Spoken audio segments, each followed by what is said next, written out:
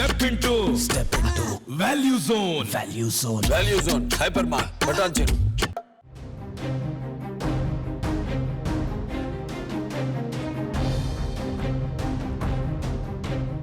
తుంటి ఎముక గాయంతో సోమాజిగూడ యశోద ఆసుపత్రిలో చికిత్స పొందుతున్న బీఆర్ఎస్ అధినేత మాజీ ముఖ్యమంత్రి కేసీఆర్ శుక్రవారం డిశ్చార్జ్ కానున్నారు.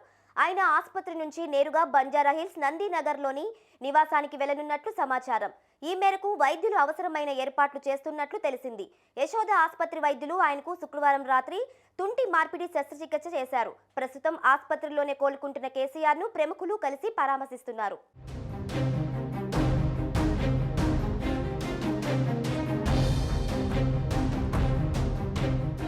తెలంగాణ రాష్ట్ర మాజీ ముఖ్యమంత్రి భారత రాష్ట్ర సమితి అధినేత కేసీఆర్ తన ఫామ్ హౌస్లోని బాత్రూంలో ప్రమాదవశాత్తు కాలు జారిపడటంతో తుంటి ఎముక విరిగింది. యశోద ఆసుపత్రి వైద్యులు ఆపరేషన్ నిర్వహించి తుంటి ఎముకకు స్టీల్ ప్లేట్ను అమర్చారు.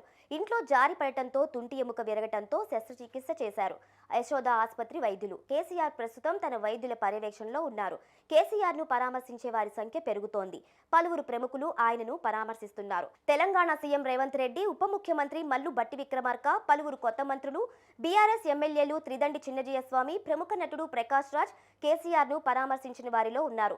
తెలుగుదేశం పార్టీ అధినేత, ఏపీ ప్రతిపక్ష నేత చంద్రబాబు నాయుడు, మెగాస్టార్ చిరంజీవి కేసీఆర్ను పరామర్శించారు. కాగా నేడు ఏపీ సీఎం జగన్మోహన్ రెడ్డి కేసీఆర్ను పరామర్శించనున్నారు.